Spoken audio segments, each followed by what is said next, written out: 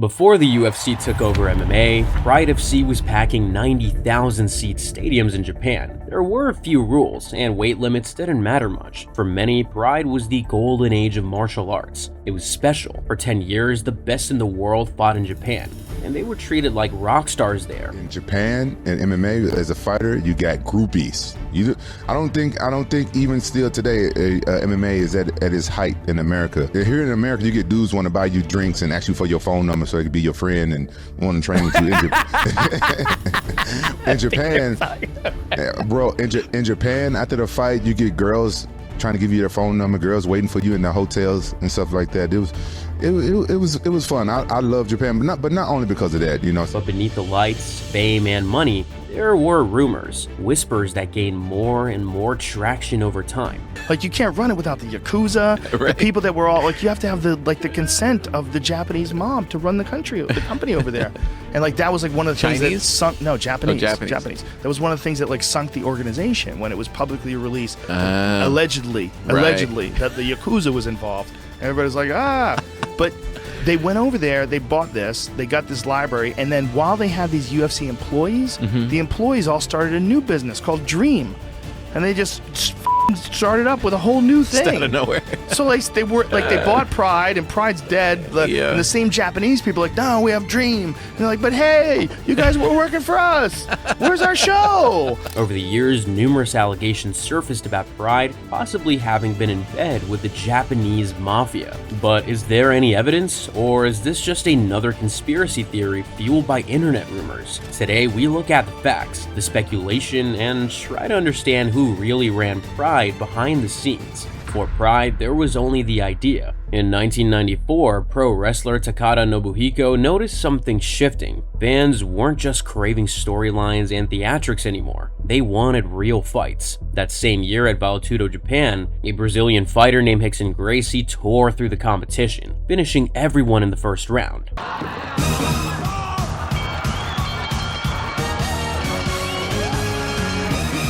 The Gracies are MMA royalty. They built Brazilian Jiu-Jitsu by evolving traditional Japanese Jiu-Jitsu into a ground fighting system that dominated for decades. And Rickson Gracie was the apex of that dynasty. Takada wanted in. He pushed for one of his wrestlers to fight Gracie, but Gracie declined. So wrestler Yoji Anjo took matters into his own hands and made it personal. In December 1994, Anjo flew to LA with a camera crew and stormed Rickson's gym, calling him out in front of the press. Rickson, sick with a cold, taped his fist and showed up anyway. He sent the cameras out and gave Anjo a savage beating. There is no footage, but the photos tell the story. Anjo left bloodied and humbled. The incident made headlines in Japan. Takada had no choice. He had to fight Rickson himself. And with MMA gaining steam, he decided to go all in. No more scripted fights. This would be real. He needed funding though. That's when two groups stepped up. Fuji TV, one of Japan's biggest broadcasters and a member of the Yakuza, who quietly invested $500,000. And just like that, Pride was born.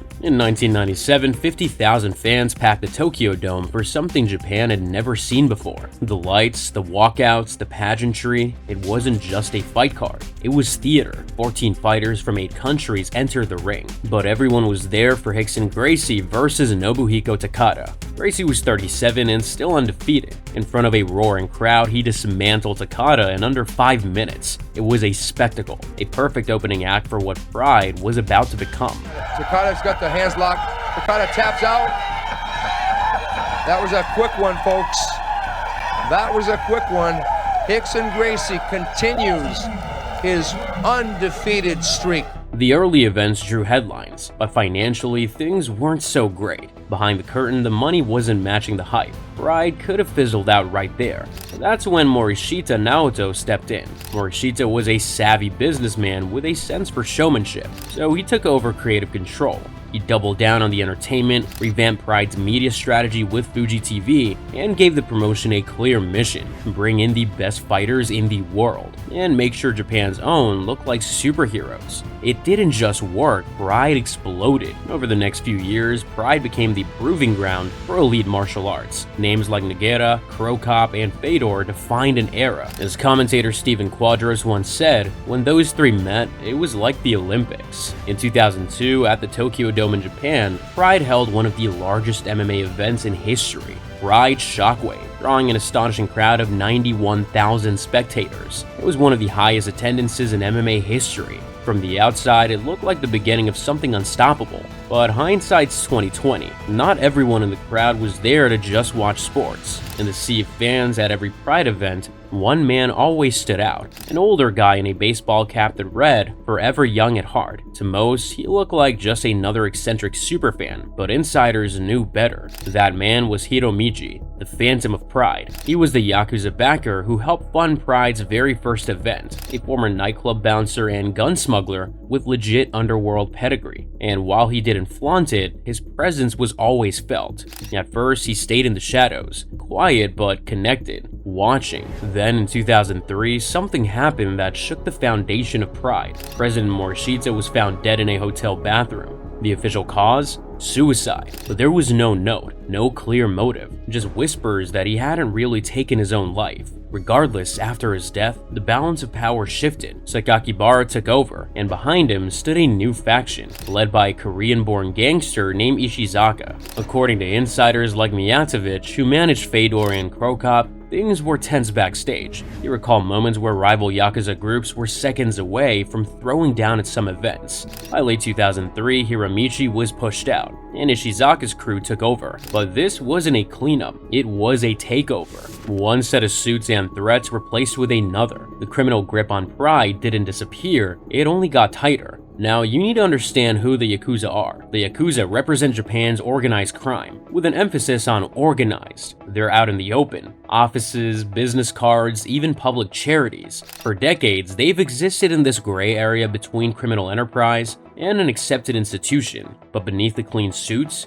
extortion, fraud, loan sharking, meth trafficking, and violence. Lots of violence. Today's Yakuza care more about profit than honor or tradition. Modern bosses run their organizations like businesses, corporate structure, financial targets, and routine check-ins to track members. It's all about control. Loan sharking is one of their oldest tricks. Offer desperate people cash, bury them in interest, and pull the strings when they can't pay. From there, it spreads. Gambling parlors, hostess clubs, fake construction firms, or even TV and sports deals. Anything that either moves money or makes it easier to hide. They keep order the old-fashioned way. If you screw up, they're cutting off your pinky, a brutal, permanent, and visible reminder.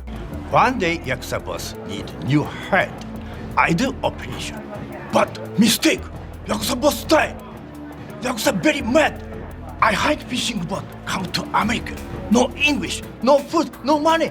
They also have deep ties to Japan's public work sector, bribes, rigged construction contracts, and quiet deals with bureaucrats. They know how to play nice when it benefits them. After natural disasters, Yakuza groups helped and delivered food faster than the government. Do a favor, gain trust, and when it's time to collect, people remember. And if fear, money, or loyalty isn't enough, there is always violence. Unlike most lines of work, a murder could get you promoted. A hit could mean 30 years behind bars, but also earn you a higher seat at the table. They're a multi-billion-dollar criminal empire with a chain of command and deep history inside Japan's entertainment industry. Pro wrestling, music, TV networks, talent agencies, they're everywhere. So when Pride blew up and cash started pouring in, the question was not whether or not the Yakuza would get involved, it was about when. For the Yakuza, Pride wasn't just business, it was branding. Criminals by trade, celebrities by association, the fighters made them look cool, the ratings gave them legitimacy, and the spectacle, fireworks, entrances, highlight reels, made the whole thing feel untouchable.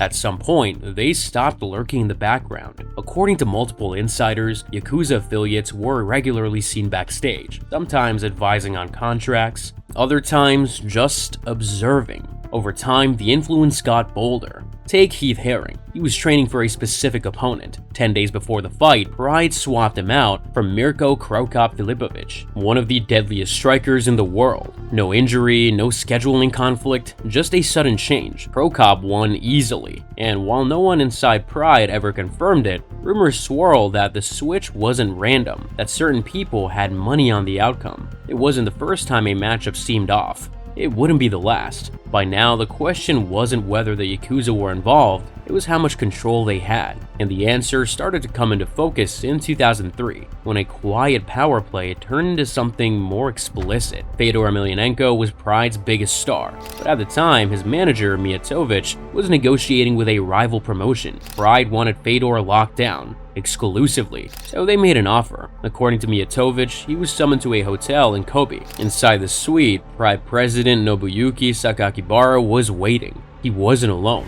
Sitting beside him were armed members of the Yakuza. Their message was simple: sign over Fedor or you're not leaving the room. First, they placed a gun on the table. Then they pointed it at his head. Mijatovic signed and went underground. For 2 years, he stayed hidden, working quietly with Japan's national police. And then in 2006, the fallout hit. Investigators showed up at Fuji TV. No press conference, no drawn-out legal drama, just a sudden, silent move. Hours later, Pride's TV contract was canceled. No broadcasts, no money, no future. The empire began to collapse. Days after the raid, one of Japan's most feared investigative magazines, Shukan Gendai, dropped the bombshell. Their expose accused Pride's parent company, Dream Stage Entertainment, of being built on Yakuza money, not just connected, owned. Through shell companies and silent partners, a high-ranking Yakuza figure allegedly controlled Dream Stage from day one.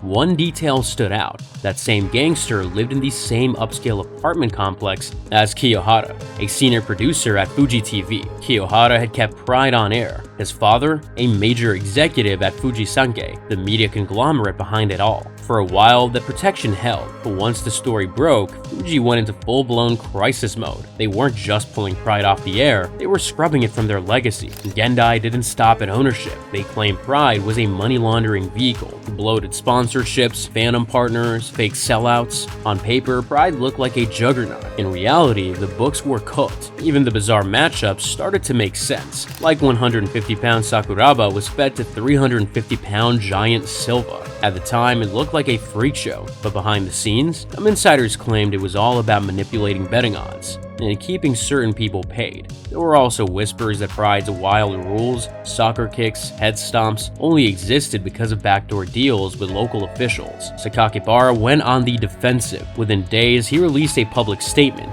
These allegations are baseless lies meant to destroy our company. We have no ties to criminal organizations, but behind closed doors, a different kind of negotiation was already happening. To stay alive, Mijatovic made a deal. The Yamaguchi Gumi, Japan's largest Yakuza syndicate, agreed to cancel the hit on him. In return, Pride had to go dark. One condition: get it off TV. At the time, Pride was pulling 10 to 15% viewership on Fuji. Those weren't just good numbers, they were epic. Fuji insiders believed Pride was untouchable, too big to fail, until it wasn't. The network issued a vague, legal, sanitized statement. Pride has breached his contract through improper events. No specifics, no court case, just a clean break. Internally, it was chaos. Fuji was in the middle of a high-stakes merger. There was no room for scandal. Pride had become radioactive, and in corporate Japan, you cut what can be contained. For Pride, it was fatal. The lights stayed on for a few more months, but without TV money, the business model bled out fast. Big entrances, big cards, big production, none of it could survive in silence. But one question still lingered: how deep did the Yakuza really go? Gendai's report painted a slow, silent takeover. It didn't start with contracts or threats. It started with protection deals. Over time, those deals became about control. The Kanagawa Prefectural Police launched an investigation into organized crime in Japan's fight industry, including Pride. But the findings never came out. Every time reporters asked, the answer was the same: ongoing investigation. By 2007, the inquiries were closed. No charges, no arrests. Whether it was due to political pressure, missing evidence, or something else entirely, no one was told. But the silence didn't bring closure, it brought paranoia. Journalist Zach Arnold, who covered the collapse as it unfolded, recalled the backstage atmosphere. Fighters knew better than to ask questions, especially about who was really signing their checks. No convictions, no confessions, just a trail of whispers, vanishing records, and careers that quietly ended. The timeline told one story, the silence told another, and the truth still buried. By this point, Pride was on life support. Fighters were leaving, sponsors vanished, and the scandal made rebuilding in Japan nearly impossible. So they looked west. In October 2006, Pride held its first US event in Las Vegas. It was supposed to be a reset, But the problems showed up before the fighters did. Nevada's athletic commission stripped away what made Pride unique. No soccer kicks, no head stomps, just another MMA card. Then, just before the event, Marvin Eastman was pulled over a contract issue. Pride scrambled to patch the card together. The event pulled a $2 million gate. Not terrible, but nowhere near what Pride needed to survive. Back in Japan, the damage was irreversible. Pride's owners made one last move out of desperation. They sold. In March 2007, Lorenzo and Frank Fertitta, owners of the UFC through Zuffa, bought Pride for $65 million. On paper, it looked like a merger of titans. Pride in the East, UFC in the West. There was even talk of cross-promotional supercards, but not everyone was buying it. Pride was already dead, and many believe that's exactly what the UFC wanted. Insiders never saw the purchase as a partnership. They saw it as a kill shot. Pride was the UFC's only real competition, and buying it removed their last serious threat. It wasn't just journalists saying it, fighters were as well. Take Paulo Filho for example. He was a Brazilian powerhouse, Carlson Gracie protege, and undefeated in Pride. Paulo didn't mince words. During a podcast, he mentioned how one of his coaches in Pride was missing a finger. You know, the kind of thing you don't ask about. Then Filho claimed everything in Pride, including ticket sales and payouts, ran through Yakuza hands. And when Dana White saw how massive Pride had become, he got tactical. According to Filho, he exposed the Yakuza ties, and Fuji TV pulled out. That media pressure, combined with the loss of Fuji TV, became a death blow. Then came the buyout. Within 7 months, Pride's Tokyo office was shut down, and the staff laid off. Just like that, the most electrifying fight promotion on the planet was gone. Dana White publicly blamed the collapse on the fallout from the Yakuza scandal. They're gonna kill me if I ever go to Japan, all right? There's some bad guys in the fight business over there, okay? And they make it hard to do business there. We bought Pride with the intention of keeping Pride alive and doing things with it. And they made that pretty much impossible after we bought the company. And I'm not too shy about letting everybody know how I feel about the guys over there in the fight business and what I think of them. So, yes, the answer is yes.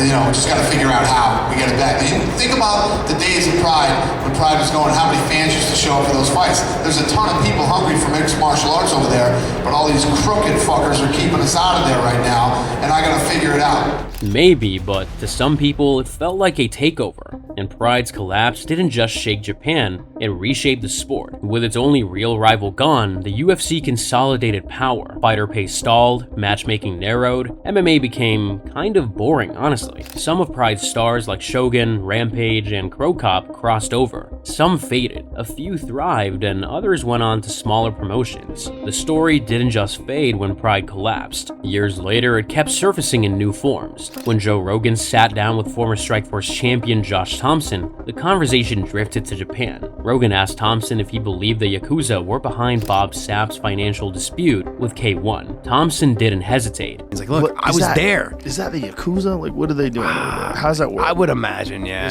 I get the vibe that it is a little bit. You know, I don't think much has changed, just to be honest. That's a power move, you know, to let you know, no, after the fight, we'll give you the contract. Like, what are you talking about, man? No, he's still, like, from what I understand, he's still fighting. He's still making like 60 grand for a minute 20. According to Thompson, Bob Sapp once admitted to taking a $60,000 payout to lose a fight at the 1 minute and 21 second mark, a dive on the clock. Match fixing 101. Rogan added that K1 had withheld Sapp's contract until after the fight, suggesting the kind of manipulative pressure tactics associated with the Yakuza. Control the paper, control the fighter. It was a familiar pattern. Undisclosed deals, intimidation, money over fairness. Thompson wasn't the only former Pride fighter to share interesting stories about the promotion on Rogan. When Rampage was a guest, he didn't mince words. He said it was all mob run and the whole thing was a mess. Then he told a story. And I was coming back from the bathroom with my cup, and I just see these guys walk around in like nice and expensive suits, and then everybody just put their head down, put their back against the wall, and just bow. Whoa. I was like, what the fuck is going on? You know, culture shock. I had no idea. Right. And then after a while, I asked somebody, like, oh, those are the bosses. Those are the Yakuza. But Rampage's most surreal run-in with the Yakuza happened after the slam. If you're a longtime MMA fan, you know the one. That seismic powerbomb against Ricardo Arona, head bouncing off the canvas like a basketball. It made Rampage a star overnight, and Japan couldn't get enough, and apparently neither could the Yakuza. After the fight, Rampage was approached by them and told their boss wanted to meet him. He went with his girlfriend. They were led to a hostess club, standard nightlife in Tokyo. But things got weird. Behind the bar, hidden in a seamless wall, was a VIP room. Totally invisible unless you knew it was there. Inside there was a crew of Japanese men smoking weed, watching Jackass, and wearing custom jackets. Not exactly what Rampage expected. According to him, they didn't act like typical Japanese people. They spoke perfect English. Then the boss walked in. Rampage described him as the biggest Japanese dude he'd ever seen. 6'6", bald, and jacked. The Yakuza boss sat across from Rampage and told him, and he was talking and he said like, oh, I heard your oldest brother here in Japan. I'm like, how in the f you know my brother here in Japan? He said, oh, I know everything that's going on. I'm like, oh. Paranoia hit hard, and the weed certainly didn't help. His girlfriend started whispering that they shouldn't be there. Then came the pitch. The boss told him, the guy was like, I want to give you $1 million to start a clothing line here in Japan. Rampage turned it down, but later he wondered if he should have taken it. Something about the moment lingered. To him, they didn't feel evil. But then he circled back to that mention of his brother, wondering if it was a threat. Whatever it was, Rampage walked away. But the message was clear. When you shine bright in Japan, the Yakuza see it. And they won't just watch, they want in. And if all this sounds too much like a conspiracy theory to you, listen to this. Toshiro Igari was a lawyer famous in Japan for targeting the Yakuza. In 2010, he was preparing to release new details. Ownership ties, names, numbers, connections. But Igari wasn't just writing about the Yakuza in theory. He was on the front lines, wearing bulletproof vests in public. He was part of a legal team representing Mijatovic, Fedor's manager who'd file complaints against the very criminal networks Igari was tracking. In August that year, the 61-year-old was found dead in a Manila apartment. Wrists cut, pills nearby. The local authorities ruled it a suicide. Case closed. No toxicology report was released. No forensic breakdown of the scene. No sign investigators even considered the possibility of murder disguised as suicide. Not only did Igari not leave a note, but the man wasn't depressed. He was finishing a major book about organized crime in Japan. A book that was rushed to print after his death, titled Memoirs of a Lawyer Who Fought the Yakuza. The book exposed corruption in sumo, baseball, politics, but one chapter stood out, the one about pride, because the man pulling those secrets into the light, the man Igari was helping, was Mijatovic. Mijatovic managed two of Pride's biggest stars, Prokop and Fedor Emelianenko. That access came with a cost. He claimed a contract was put out on his life by the Yamaguchi Gumi. Eventually, a deal was struck. Pride would be pulled off TV, and in return, the hit would be called off. It worked for a while, but Mijatovic didn't go quiet. He kept speaking. He filed formal complaints. He gave interviews on Japanese radio and Australian television. In 2012, Spike TV's MMA Uncensored aired an interview with Mijatovic. His accounts were raw. My life had been a mess for 3 years. I've been running around hiding. The deal he had made saved him, but it didn't spare him. He became the center of a story no one wanted told. Years later, the fallout is still unfolding. Fighters and managers are still dealing with the wreckage of something that was supposedly buried, and the deeper you go, the murkier it gets. What happened to the lawsuits? Mijatovic won a case against a Yakuza line promoter, but no money changed hands. No Pride executive was ever charged. What was in Igari's unpublished notes? Sources say he had records linking Pride's parent company to Yakuza-controlled bank accounts and $200 million in TV deals. But if those documents exist, the public hasn't seen them. This isn't an isolated story either. In Japan, when powerful people are threatened, inconvenient men tend to vanish, sometimes by suicide, other times from the record. No Yakuza figure ever faced trial and the sport moved on. But for Igari and Mijatovic, the story didn't end. One paid with his life, and the other disappeared from public view, still marked. If these allegations are ever proven to be true, the blood spilled inside Pride's ring may have paled in comparison with the one spilled outside of it. For MMA fans watching in the comfort of our homes, Pride was the golden age of MMA, but for everyone who was involved with the company, it was a time of tension and paranoia. Pride was a moment in time. Legendary fights, massive crowds, wild rules. Watching the events felt like watching something you weren't supposed to. And if you peel back the curtain, that feeling only heightened. Now, I bet you feel like watching more MMA meets true crime content after this. Luckily for you, we've made a video on Leon Edwards' journey from gang violence to gunshots to the top of the UFC's welterweight division. Click the video on your screen, and I'll meet you there.